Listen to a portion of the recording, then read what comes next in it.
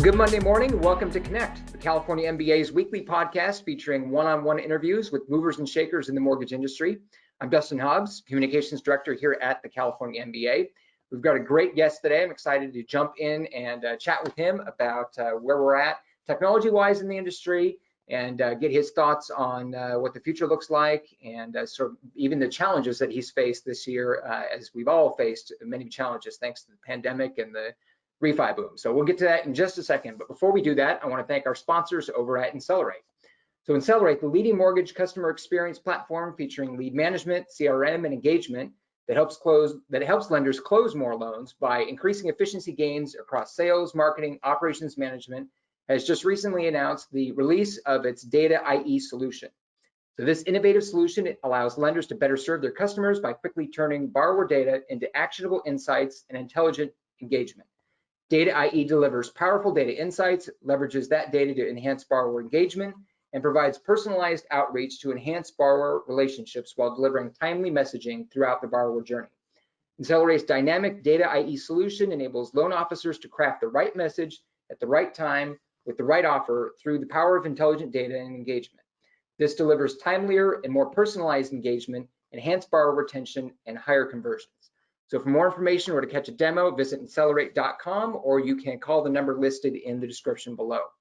So let's jump over to Susan Milazzo for this week's weekly update from the California MBA. Susan? Thanks, Dustin. Hi, this is Susan with the California MBA, and I welcome you to our final message of 2020. This has been a tough year for sure. I know that those of us at the California MBA were very sorry that we couldn't see you in person at our events this year. We are very excited for 2021 as we're planning some of our major conferences to return to an in-person format later in 2021. So we are anxiously looking forward to that time. I thought as I look back at this crazy year, I would take a moment to just send out some thank yous to those who helped us make it through 2020. First and foremost, I would like to thank our member companies and our conference sponsors. It's through your incredible support that we can remain vigilant advocates for the real estate finance industry before the California State Legislature. We had some hard-fought wins in 2020, and we will be preparing for many of the same issues to be popping up in the legislature in the new year. Also want to thank the National MBA for their just unwavering support on a wide range of legislative issues here in our state, as well as the sound defeat of Props 15 and 21 on our November ballot. National MBA, you guys are amazing. Thank you so much for your support this year and throughout all the years. I also want to thank our President's Council sponsors. So those are companies that provide an annual sponsorship to the association. And we want to thank Quicken Loans, Incelerate, and Bankers Insurance Services for your year-round support this year. Thank you very much. I am very fortunate to work with an inspiring group of leaders that make up my board of directors. This year, they were led by Bill Lohman, President and CEO of American Pacific Mortgage. I can assure you that they are all dedicated to continuing to grow and strengthen this organization so that we can continue to protect access to affordable credit in California. Last but certainly not least, I want to thank you, my incredible staff. You guys worked tirelessly this year and were just incredible. They pivoted in the many ways that the events of 2020 dictated and did it with professionalism and poise. And I was very happy to work side by side to get through this crazy year. We are really looking forward to 2021 and looking forward to a successful new year. So with that, I'd like to wish all of you very happy holidays and a prosperous 2021. Back to you, Dustin. All right, thanks, Susan. Now I want to introduce our guest today. I'm excited to welcome in Erik Enright. He's the COO and CTO at Top of Mind. Erik, welcome. Thank you, Dustin. Thanks for having me. Yeah, so let's start at the background here. I'm curious to find out what your background is and how your varied experience in the industry and outside the industry even led you to where you're at Top of Mind. Yeah, thank you. So My background, I'm a software engineer by trade, so computer science degree. And what I really do is where technology can enable solving problems for a customer or for a market.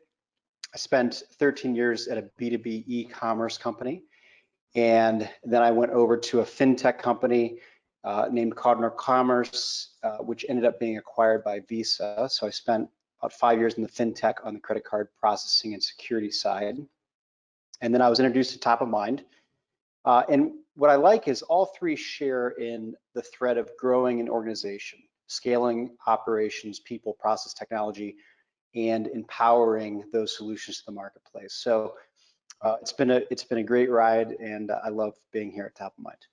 Yeah, well, and it's interesting you mentioned the sort of that common thread between the companies and industries that you've worked at, and it sounds like that sort of, in a sense, prepared you for this year. I mean, you talked about the biggest, challenges. I'm curious what you think the biggest challenge for you has been this year, leading the operations and technology for Top of Mind. Yeah, so even in a non-COVID year, we've had a remarkable year, and we've been around for 16 to 17 years, and we continue to provide value to our customers and ultimately the borrowers, right? Which is why we're all here. And for years, we've had a strong and effective remote workforce at Top of Mind, and we've been investing and growing our in-office environment as well, complementing that remote workforce over the last 2.5 years. But when this hit, we were seamlessly able to shift back into a purely remote work from home environment as we're spread out all over the country. We have headquartered in Atlanta, office in Cleveland, and then we're all over the country. So obviously every state, every region, every county has different requirements, and we've been able to not miss a beat from how we communicate, how we collaborate, how we innovate through that. We have had to be patient with some of our product launches and we need to listen and adapt to help support the needs of our customers and where they feel the pinch points. So we're all going through this together. Obviously, one of the words that this has become is all unprecedented, right? Both in the refi boom, the volume of transactions, and in the pandemic. And we have to be patient because we have some terrific capabilities that we continue to be excited to share with our customers, but they're not ready right now because they're trying to keep their heads above water and they're trying to ultimately service their customers, the borrowers. And so, we need to be patient because people aren't really looking right now for increased lead flow. We've actually had some customers ask us to tune down the system. Can you please, we're getting too many responses from the Surefire campaigns. Can you please turn them down a little bit? Good problems to have, right? Yeah, theoretically good problems to have, but we can't be distracted from that because there's we have to keep doing the basics that help good marketing, good engagement, good retention. We have to keep those going while we deal with the backlog of requests. Yeah, so it's been fun, and we're really finding different ways that we can help. So some customers are asking for our professional service engagement to help us empower these, outsource the marketing team, if you will. Other customers are benefiting from what we call our blueprints for success, which are pre-built marketing campaigns that you can then tailor and tune to make your own because everybody's different. Everybody has their own specific needs. But starting with a blank sheet of paper can be overwhelming. And so what we've done is we've cultivated these over our industry experience, our subject matter expertise, and our full-time content team.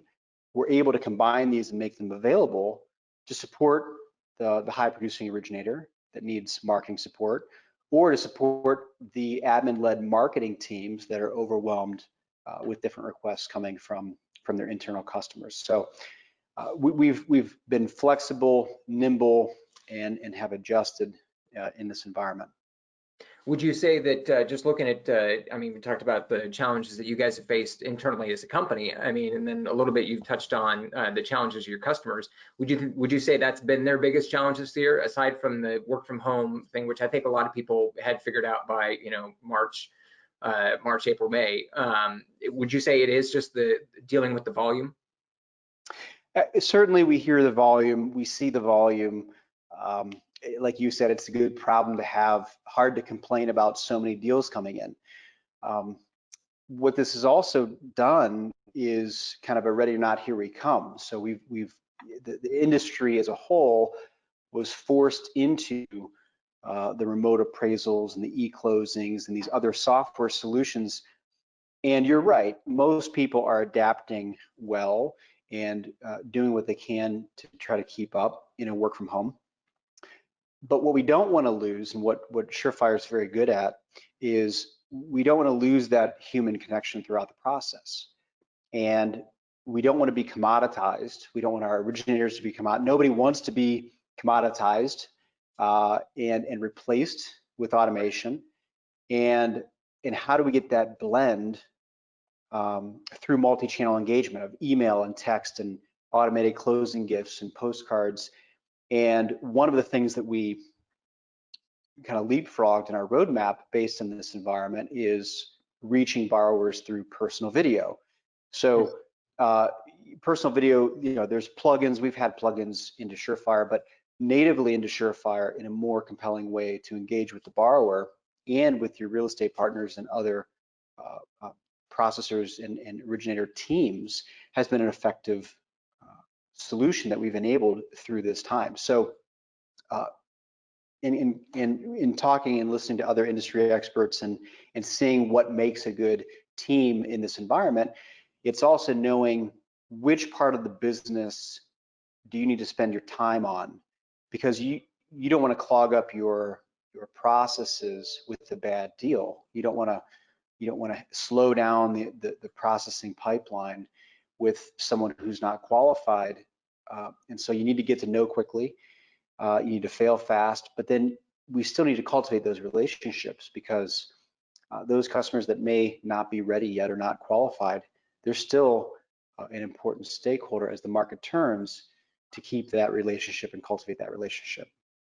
Yeah. So, I mean, specifically then, how does Surefire help lenders manage the volume, the crazy volume that they've seen this year? Yeah, really by focusing on knowing what to do when, obviously, but also automating the things that are essential and important to maintaining a good book of business and maintaining customers for life. Automating those to the extent so that you can focus on what's really important. So me personally, when I find that I get really busy, if I only focus on what's right in front of me, things that require my immediate attention, can distract me from things that I need to invest in and do for longer term growth. And the same is true with your book of business. If we're only responding to those people that are calling in, it's going to be great while they're calling in. When the phone stops ringing, we don't want our customers to be stuck going from square one, right? So we don't want to sacrifice future business in lieu of today's business. We have to do both. How are we going to do both? How can we help our originators and help our admin teams, our marketing-led admin teams, be there for the customers who are both working a deal and keeping them apprised of what's going on, working on who we've helped in the past, because if they're not shopping now, they're going to be shopping in the future, and continue to grow and cultivate, expand our relationships, right? And not just focused on the backlog. And so, we're not trying to make you do additional things, but and we're not forcing our way, pushing down doors, trying to showcase some of this new technology. But we want to focus on doing the right thing, making ourselves be able to help. And we find when good things happen for our customers, then good things happen for everybody. Right. Well, and you mentioned, when the phone stopped ringing. So, I mean, right now, obviously, as you mentioned earlier, getting leads right now is not a problem for most lenders. But at some point, we have to assume that rates will tick back up, and we'll find ourselves, we'll find ourselves out of this refi boom, or at least see a slowdown in refinancing. And the focus and the shift at lenders will go back to the purchase side of the business. So, what's, from your perspective, looking ahead to that, what's the winning strategy for lenders? Yeah, I mean, it's in some way, it's make sure that you have in our marketing to the people that you've already acquired, right? And so, we've been going through and partnering with our customers. Look, we talk about the leads. The phones are ringing. I have plenty of leads. You also have an existing book of business that you need to make sure that you're cultivating those things through multimedia mixed marketing. It's not just one strategy. We don't want to get overwhelmed with just one strategy. So that's combining text, video, print, physical goods. Those type of marketing strategies are going to be important for your existing book of business, your past book of business, and in the future.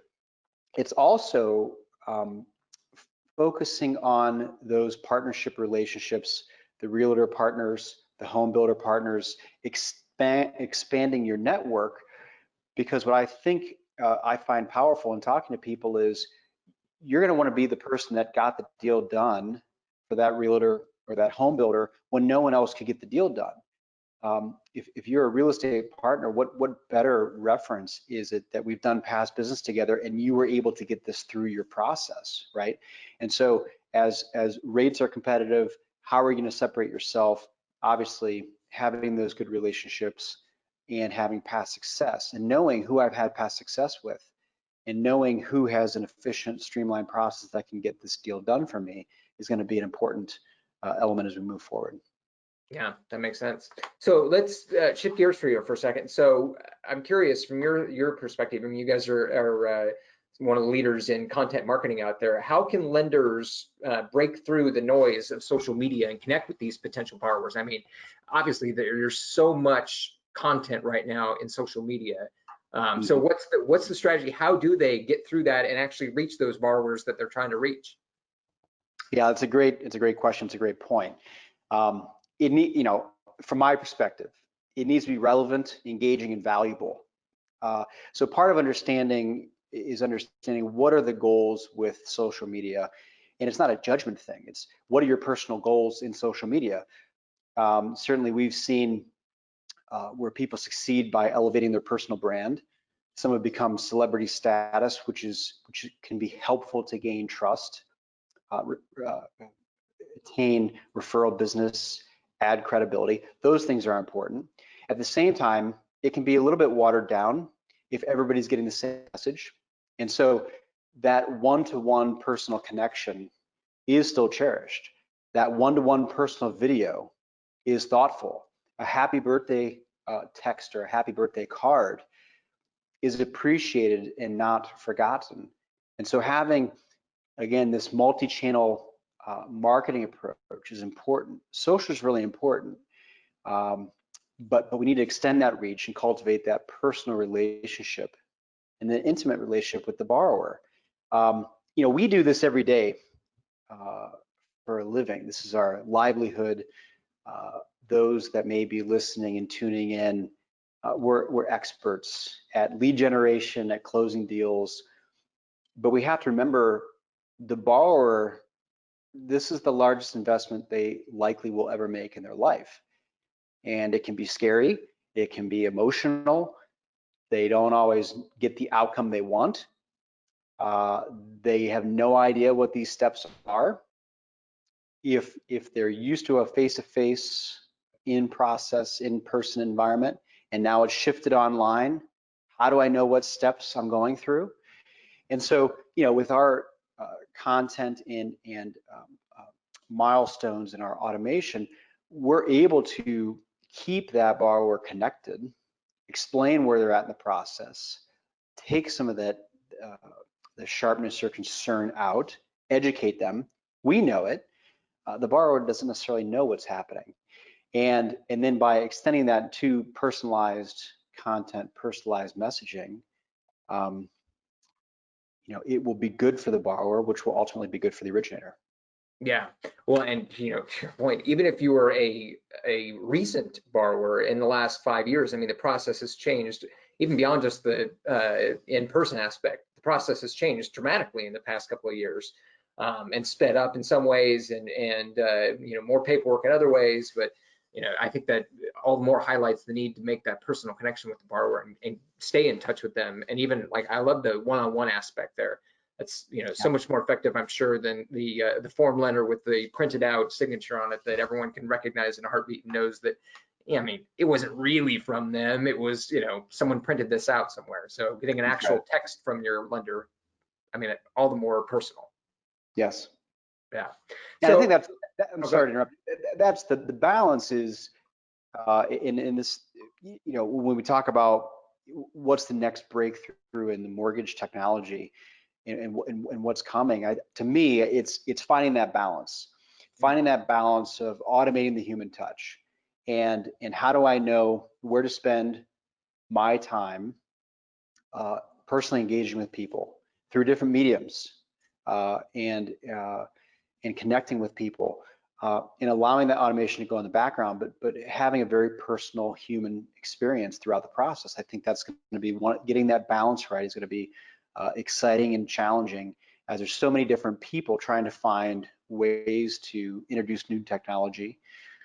I think getting that balance right will be important. Yeah, no, I agree with you. I mean, people want the speed and the how do you say it? The automation and the convenience of it being, on my phone and with an app, and where I don't have to talk to anybody. But on the other hand, people do want a personal connection with their lender. To your point, this is the biggest, financial decision they may ever make. So they want, and they should want that connection.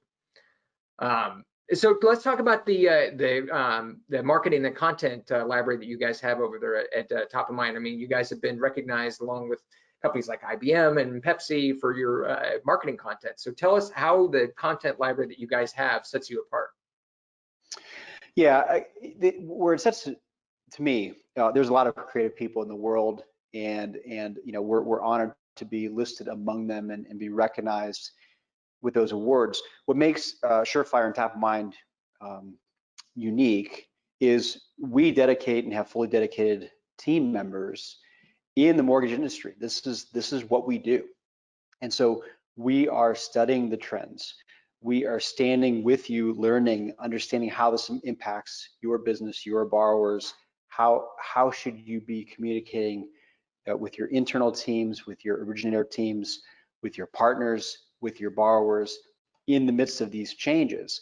And so, yeah, we also happen to have really creative and engaging content, and it's been recognized, which again we're honored for. But it needs to be relevant to the marketplace that we serve. And we find that people value the content. They're able to make it their own. They're able to white label and brand it and theme it based on their colors, their logos. Obviously, they can edit it and cultivate it the way they need to. But again, not everybody's good with a blank sheet of paper. Some people need a starting point. And when we look at where are people having problems, some people are having problems, like we talked about, just keeping up with the pace of everything I have to do. And so if I can now outsource part of this content creation, explain forbearance and how it may be impacting you, and some frequently asked questions, and provide that to the borrowers, people say thank you. Thank you for helping us with that, because in this, in this time of change, we're alongside, making sure that we are here to help. And what's been interesting is where our customers are taking us. So we've had several customers now say, expanding our roadmap and capabilities into more digital access management.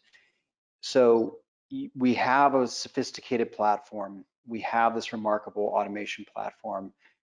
We have subject matter expertise, our blueprints and best practices that are built in.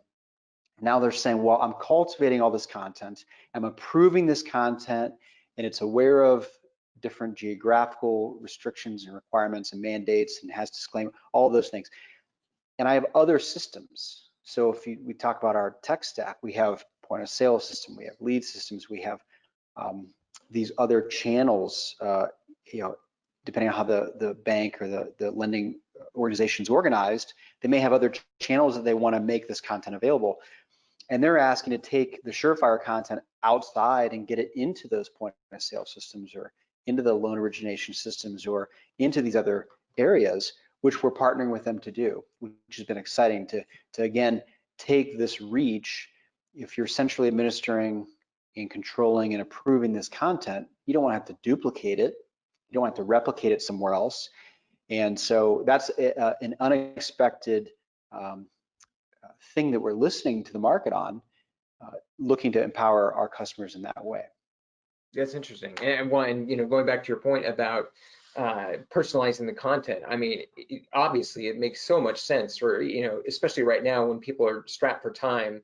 And I mean, and generally, they are, even when we're not in the midst of a refi boom, time is, really a precious thing for a loan officer, and the ability to, take a piece of content instead of me spending, a couple of hours working on, like you said, the blank sheet of paper, I can take, the great content you guys have put together and spend 5 minutes personalizing it. Or if I have no time, I just, will take it as it is. I mean, that's, it saves time, and to your point, then brings in more business in the end because you've got more time to focus on what you need to focus on strengthening. Yeah, absolutely. And for those that may not know, many people will know what we do and how we do it. So, but all of our content is already personalized to the borrower and the lender, and so it is very personalized. And then it's almost the tone and the messaging. So if you find yourself in an environment that has strict compliance and they want different controls over what to say, sure, you can obviously tweak some of the messaging, but we've taken it a step further with our dynamic personal videos and content print pieces that we've had for a long time, that has stood us out for a long time and kind of put us on the map. And we've continued to accelerate that because we're having marketing teams come to us and saying, look, I'm being tapped to help other departments and other divisions, and I like the control I have here, and I want to make this approved content available to other channels. So it's been a lot of fun. Yeah, no, I can imagine. Yeah. So we have one final question here, and I'm curious. This is sort of off topic a hair here, but I'm curious.